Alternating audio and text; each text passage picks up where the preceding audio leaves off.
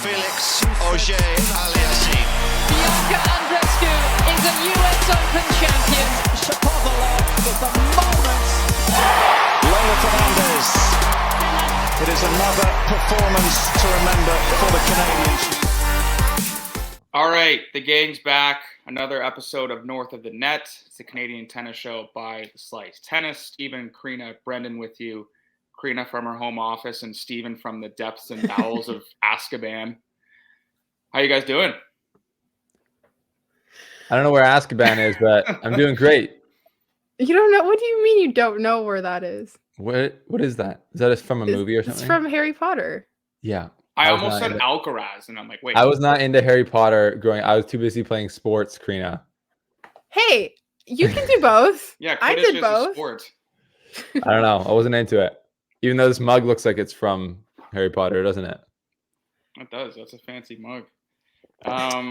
Anyways. I was just saying to Stephen off air, Karina, that, a week ago I was like, what are we going to talk about? Obviously, we have the Sunshine Double, but nothing really juicy. And then, obviously, it's bad news, but it still gives us on North of the Net some content. Bianca Andreescu, the last Canadian standing on the latter half of the Sunshine Double, goes down in horrific fashion. Tears 2 ligaments in her left ankle and absolutely distraught leaving the courts. Was playing so well. I had a chance to cover her match against Maria Sakkari, and she was just dominant. Compete level was there. It was like circa 2019 Bianca. But Stephen, you do have the latest update with Bianca's injury and her rehab process.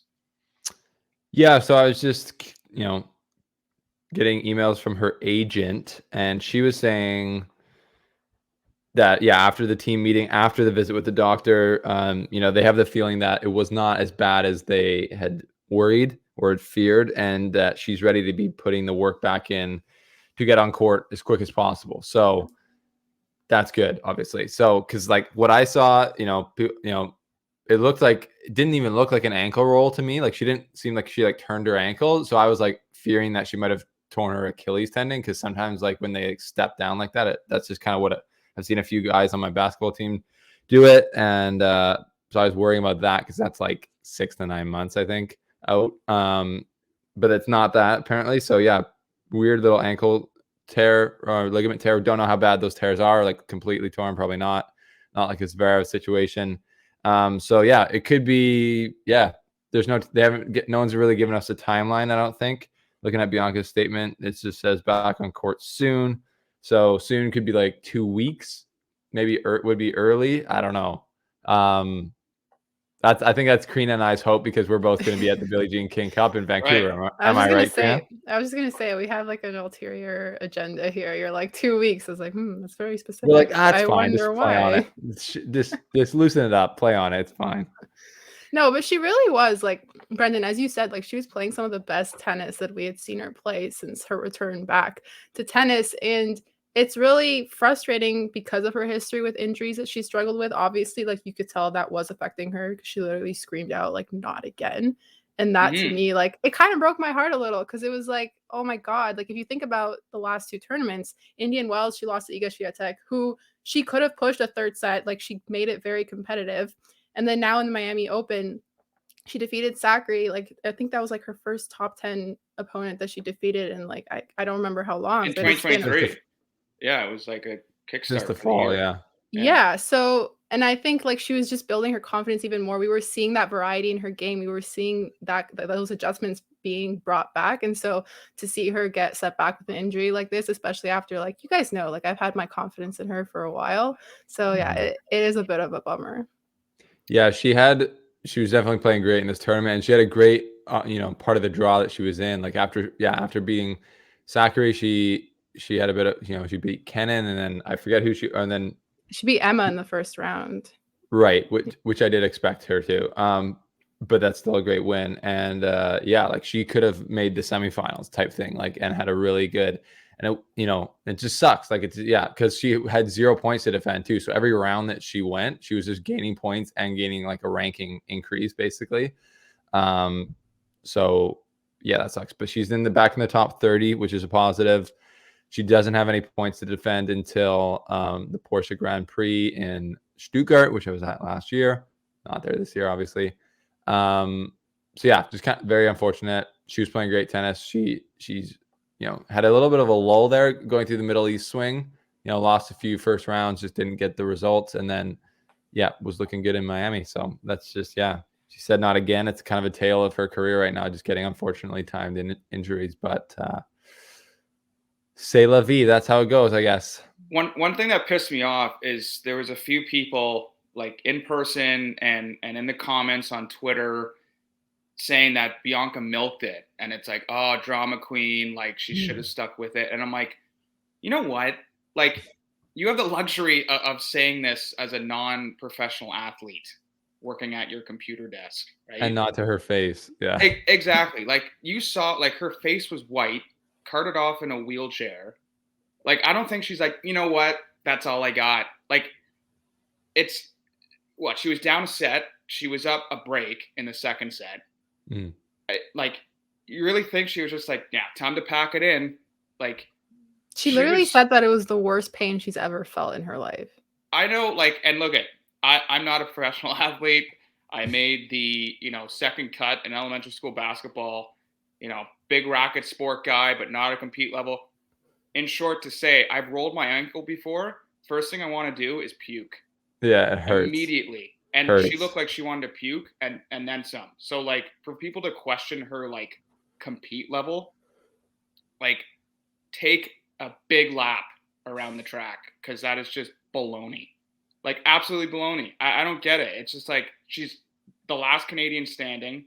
She's played arguably the best tennis out of the core four. And especially in Miami, especially Miami. And I just think it's ridiculous. Like, people to actually say that, I was just like, are you? Yeah, totally great. Yeah. What? No. People just think she's like over dramatic, but come on. No, rolling your ankle is like actually one of the worst pains you can have. And Brutal. it sucks. And there's no way you can play through it. So it's good. To wrap it up, I think it's good that it's not as bad as we thought, or it looked maybe. And she could be competing within, she said back on court soon, which seems like less than a month. I think I would say soon is like less than a month, but that's just, we have to just speculate because she didn't say when. Yeah. Wishing for a healthy and smooth recovery for Bianca, because that was really tough to watch. As for the other three, Felix was. As for the other three, this sounds like we're scolding them. Oh my God. Those three. Layla 6-1, 6-1 to Bencic. That was brutal. Shapo, he's gonna have to just flush the sunshine double down the drain, because that was a bad performance. Felix ran into another streaky player in Cerundolo. He's playing in the quarters later today against Hachanov. But Cerundolo, that's another big upset. I mean, Felix just beat him at Indian Wells. Yeah, this was their third meeting, and finally in 2023. Yeah. And at the Australian. Yeah, not the Australian. And Cerundolo, like, he played great. He was playing some strong tennis. And I think that's like his third ever win against a top 10 opponent. So Felix goes out to the 25th seed. And now Cerundolo has a chance to make a bit of a run. But I don't have the stats here, but that was like, I remember like a pretty bad match from Felix. I think that's right. I think he only had like 6 winners or something. Cerundolo was controlling that. Yeah, he was 27 unforced errors. Like, it was just, to me, I saw only a bit of it, but it was like one of those matches where Felix just doesn't have it from the start, and he's like, opponent plays well, and Felix just helps him, like, beat Felix. Like, reminded me a little bit of almost like the Rude match back in Montreal, where he just came out flat, didn't have it. Maybe not as bad. That was like pretty much as bad as it gets, but yeah, just a tough match for Felix. Didn't have his stuff. And he was getting work though, Steven. Like, Cerundolo was hitting the shots. Like, it's true. Like, we're not going to act like Cerundolo is not like a top player who. Yeah, and I noticed Cerundolo was hitting like ultra aggressive, like taking it like earlier than Felix, and he hits flatter on the forehand, and his forehand is really nice. So I'm definitely not taking anything away from Cerundolo. I just think that in 2023, I want to see Felix's. We talk about levels all the time, or I've heard coaches talk about levels, like your base level and your top level. Felix's top level can beat anyone on tour. It's as good as almost anyone else. His base level, though, is too low right now, in my opinion. Like, he can lose to a lot of people. and beat himself in a lot of time scenarios. So 2023, I hope to see his base level just come up a bit, where it's like, even if he's not playing good for his standards, he's finding other ways to hurt players and win and stick in matches. And like, do you feel like he's a bit stuck in his game right now? Like, if that makes sense, because I feel like, as you said, like, even when players, like the really good players, even when they're not playing well, they still find a way to win against their opponents. But it feels like Felix just gets, like, I can't even find a better word for it. It just feels like he gets stuck in his game. And when he can't oppose himself onto his opponent, then he doesn't know how to figure out other ways. And he just makes these like unforced errors that just kind of make you want to rip all your hair out of your head. And so I think maybe something is holding him back. I don't know what it is. Maybe he needs to take some lessons from Bianca on how to like adapt within a match. But yeah, I don't know. I've been quite disappointed with his level this year. Well, Steven, you said before too, like he almost needs to channel a bit of that anger, not where he like, blows his top off, but like he's almost like, you've said this on previous shows, like almost too reserved, where it's just like, dude, you got to let it out. Like not to the point where you just lose your focus and just like absolutely lose the match because of your outburst, but like you need to show a bit of the like let the dogs out a little bit, Like, yeah, well, I think he's let the dog out because he keeps it in so much, and doesn't have like a release, or like, just like, I don't know, get mad, get frustrated, like try and get into that, go from trying to win the match, so like by destroying your opponent and picking him apart with offense, go like win the match by like dragging him down to the mat and like submitting him with like winning ugly, you know what I mean? Like, like just in almost every single match, Felix is the better athlete, right? So I think he's got to remember that and be like, okay, I'm just going to sit back here and just not miss, and I'm going to make you hit through me. Like, go like full Daniil Medvedev. There's something else that I'd love to see, because you're right, Karina. Like it seems like he's got his way of his idea of how to play, which is obviously the right thing to do. Like his way of playing is awesome. But when he's just misfiring, the unforced errors pile up big time, like we saw in that match. And guys tend to pick on his backhand, because he still stays. He doesn't really drop back and hit that backhand in a safe way. He likes to stay pretty close to the baseline on it and take it on the rise, and it can get sketchy. So yeah, I don't know. I mean, let's not pick apart his game too much. He's number 6 in the world for a reason.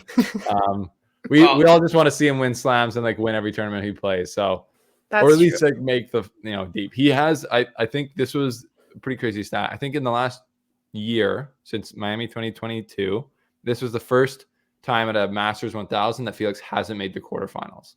So I think he's been fairly consistent, like pretty steady Eddie, like winning most matches he should at these bigger events. So I don't know, I haven't fact checked that, but I saw that on Twitter. So Twitter never lies.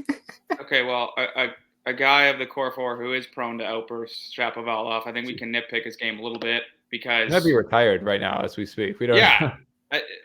Took the words right out of my mouth. I mean, he says that after losing to, was it Humbert in Indian Wells? Wait, I missed that. What did he say? He yelled to his box that he's like, "I'm done. I'm retiring. Like, screw this." And then comes back for it. And then he told them all to leave, and then they didn't. And then he's like, "Just leave." And we're calling Bianca over dramatic. Please. She's definitely not the most dramatic of the core 4. Yeah. Well, she might be. She does say she's dramatic. Like she's like, I am like a little bit emotional, but like not as much as her haters say. But anyways, yeah, Shapo is he was having a tough time out there. He said, basically, I heard him talk about it after. He said, I wasn't telling them to leave to be disrespectful. Well, he's like, I was telling them to leave because I was playing so bad and they deserved better, and I was just gonna emotionally shut down because, or else it was gonna get crazy. Like I was gonna like chop my head off with my racket or something. So I'm just gonna go into like zombie mode and like ride out this match and then go break some shit in the hotel or something. I don't know, but that on paper, like Fritz and Shapo, like I think they played like 8 times coming in. Like I was watching that match and I'm like, give me a third, because if Shapo gets to a third, look out. But man, Fritz, as you guys know, like just dominant player, and I think he's I mean, to be fair, like to be fair, like Taylor Fritz is playing probably some of his best tennis of his career. So it's not a bad opponent to lose to. But at the same time, it's kind of like we're seeing these same results for Shapo like over and over and over again. And every time like you feel like he's gonna get over that hump, it just doesn't happen. Yeah, he's in a weird place with his ranking. He's playing players like that earlier. Yeah, and I mean, Humbert is not even that bad of a player to lose to either. But I mean, Humbert's rankings are super low right now, so I just feel like it's weird that I have less confidence in Chapo making runs now than I did like 2-3 years ago, 4 years ago. So yeah, he's going through. I think he's having a little bit of a mid-career crisis. But and we thought he'd played his way out of that last year, because remember, like all through the European summer last year, I was over in Europe giving you guys the report from the ground, being like, this ain't good, guys. So like he's not in a good place here.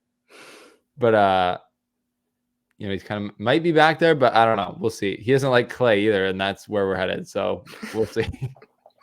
And finally, Layla. I mean, six breadstick to. Hold on, stop. Why does Bencic owns Bianca and Layla? Like they cannot get past her. We have to talk about. Okay, first of all, I totally predicted that she was going to get destroyed by Bencic. Like that could not have been written better in the script of tennis. It's like Garcia or Bencic. It's just like. But she is in the semis of doubles with Taylor Townsend, so I feel like we got to give props there because. And I was thinking about this before the show. If you look at someone like Coco Gauff, who she's been in singles and in doubles, but she's seen significantly more results in doubles with Pegula as her partner. And I just feel like we make singles to be like the biggest thing ever, which makes sense because you're like playing alone. Like there's more than you don't have like help with a partner. But at the same time, I feel like Coco playing doubles has helped her so much in her singles game. So I'm actually pretty happy with the fact that Layla is playing doubles and that she is seeing a bit of success, because maybe that might eventually translate over to singles. Yeah, good point. Sorry, I just had to say it because you were like, that's a good point. This episode is going to be totally ripping on all the Canadians. I know, we're just like, we're not trashing them. We're just, none of them would be happy with how they're doing right now, so we're just being honest. The one player who is doing, I would say, exceptionally better than expected, not part of the core four, not Rebecca Marino, Catherine Sebov. Might be a replacement for Bianca at the Billie Jean King Cup, I would hope, if Bianca can't come.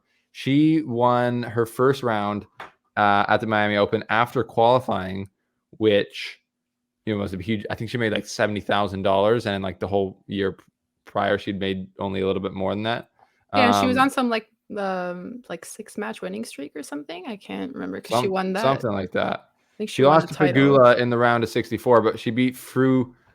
Oh gosh, Fru. That's, I'm never going to be able to say it. Fru Virtova from Czechia. Shocker. Can't say it. She beat her in the first round of the tournament on grandstand in 3 sets, which was huge.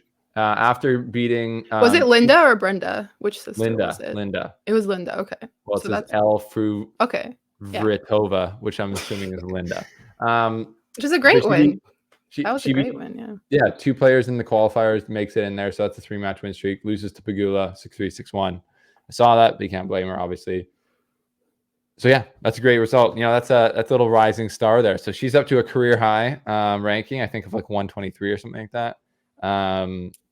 Yeah, and great for her. Yeah, you're right. And then in the ITF, she had won 4 matches in a row before losing she won 5. Yeah, she won 5 matches in a row at the ITF Canada doesn't say where that tournament was, but yeah, she won an ITF after the Australian Open, came straight to Miami, won 3 more matches. So it was actually more like a 8-match win streak. Okay. Wait, speaking of Linda and Melinda and Belinda and Brenda, I know why Bianca's cursed against Belinda Bencic, because that reporter like 3 years ago was just like, "Hey, Belinda," and then Bianca was like, "Belinda, it's Bianca." Oh yeah. And now it's just been ingrained in her mind, and now it's somehow translated to Layla, and they just can't get past Belinda Bencic. So we're gonna have our own slice. True. Post celebration when they do finally solve Belinda. Well, Belinda. Do you guys King. remember Layla that? beat- That interviewer Yes, asking that? yes, I do. That's a great point, Oh, Brendan. I'm making the face Thank at your you. logic of how you're tying this to Layla somehow. Yeah, no, that didn't work, but it ties to Bianca. transfer of energy, right? Yeah. Physics. But Layla beat Bencic at the French Open, correct? Last year. Yeah, I think so. I think Bencic beat Bianca, and then Layla beat Bencic. Yeah, I think you're right. Yeah, And then Bencic beat Layla at the Billie Jean King Cup finals in Glasgow. I was there, not a pretty scene. And then Switzerland beat Canada. Anyways. But yeah, Brendan, that's true. Bencic is a great player, so you know what, fair enough. But Not great. It could be. Wait, do you say not great? Not great. No, Like no, she's not like a it's not great. Like for the Canadian, like for Bianca. Not Okay. being, yeah. I thought you meant like not like Bencic isn't a great player. I'm like, No, well, no, yeah, I she wouldn't say is, she's she like an is. all-time Oh, great, but she's we're good. not letting that slide on this show. Not Belinda. Yeah, I respect it. You know, I like throwing out stray bullets for Belinda Bencic. She's like, what the? Can you imagine she just like comes across this video somehow and just like She might. watches? She might. I know. know she cares what people say on Instagram or on Twitter. Isn't that a thing? Like where she got mad that people were, or more like people just roasted her for always like talking about how much she loved Federer. Oh, I think. really? Bencic. I don't know. It's hard to keep up with like all the players that are on Twitter and which ones are It's a lot of little petty drama. honestly, It's great. honestly, when Karina and I were in the press room at MBO, when we were talking to Iga, I said, "Hey, like Brendan McCarthy with the slice," and she's like, "Oh yeah." So like Iga Swiatek probably watches North of the Net, or maybe Let's she's go. just being nice. Well, we know Bianca's a huge friend of the show. She's like, yeah, I know the size. I know you. She's like, I'm surprised we haven't met yet. I was like, That's Oh. huge. well, I was thinking about it the other day Okay. with Bianca. It's like I That's followed big. Bianca like in 2018, like when she was just like, oh, one of the juniors coming up out of Canada. I follow all the young juniors. She probably had the same amount of Instagram followers as the Slice in 2018. True. And then now she has a lot more. But it was like Yeah, crazy, just you a know what I little mean? bit So more. it's just like at one point she was just this little kind of like dweeby like junior coming up. And I was like, oh, we'll see if she does anything. A year later, she's like winning India Wells. You're like, okay. US Open. Okay. Guys, footnote here. I had my own flu game last week. I played my mom in a tennis match on my birthday. Oh, yeah. I just turned 28, by the way. Thanks for remembering. Happy Just birthday. kidding. 6 bagel for moi. And my mom plays twice a week as a newly retired woman from the school board. Wow. 6 bagel. Like, And see wait, you and you later. had the flu? Stomach. So you were I had food poisoning. risking her health and giving her bagels. No, I had food poisoning. She was in fine form. Okay. Oh, so it wasn't actually the flu, it was the food poisoning. Yeah, but it's Ate too many buckashuck oysters. Hey, Brendan. well, she was like, "What's up with your cardio?" I'm like, "Cardio's fine, but I feel like I'm gonna puke." You're like cardio smartio. Get on the That's- service line. But my mom's Mom. good. She's probably the best of the family. Well, you did double bagel with her, so I have a hard time believing that. No, but to be fair, I know Unless he's lying to us. it's an easy out, but like a lot You of the never games. know. went He to is from Deuce. Ontario. Yeah, a lot of the games were at Deuce. So Whoa. What was that shot? Stray bullet. Another one for Ontario folk. We all know you guys are the big city. You guys are the suits in our Steven, country I've taking seen your advantage. I've seen your lanky forehand. I'd bagel you. Okay. Okay. I'm gonna All take right. on all of tennis YouTube and Twitter and just play all the other creators in actual tennis. I'll be Set the it up, man. umpire. I'm playing a tournament it here up. on the island in like 2 or 3 weeks. I've only played like tennis 3 times in the last 12 months, pretty much. So, and I'm still gonna go out there and I'm itching do to play. damage. I'm itching to play. It snowed here yesterday in Ontario, but I think that's It the last did. last. Yeah, screen. have fun with that. Enjoy that. Yeah. It's nice. I've been playing golf out here. I have Okay, been. I think have it's been- time we move on to Ace of the Week before Thank Steven you. gets I'm more itching. Ontario I'm slander. itching to get to that. All right, Yeah. I'm doing my Ace of the Week. I've been ready since 6 a.m. to show you guys this. Even though I emailed you the picture. Okay, here's the picture for Brendan. Look at this. All right, my 2 co-hosts don't know who the guy is next to Rublev. But This is blocking Rublev, out Karina. Just It's for- fine. For non-tennis lovers, Rublev is the guy with the headband.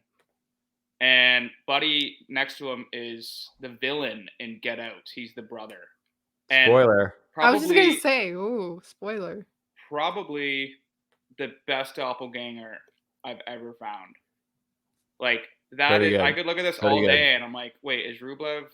Has he gone rogue with the lumberjack? But you know who else Jackets? is a tennis doppelganger? What? Casper Ruud and Niall Horan. Need it. See, you didn't Like, do your due diligence and split screen. it just hit me. Yeah.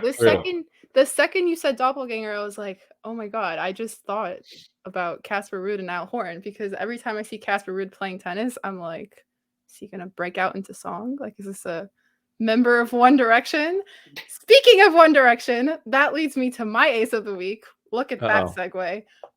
Which is also involving Andrei Rublev, but the last week I discovered that he did covers of like One Direction songs. Yeah, what's that about? And I did not know that that was a thing. I don't know how I never knew about it, but he would like go with his friends, like his friends would be like the band, and he would actually be singing like One Direction songs, and they'd film it like a music video. And Who's saw Andrei Rublev Oh my gosh. when he was like scandalous. just like a bit younger, and like they asked him about it, and he was like, oh, like I never knew how like music videos were made before, and that's how like I kind of saw how it all worked out. And I was like, okay, but you are singing One Direction songs, like this is amazing, like we need more of this in tennis. It just blew my mind.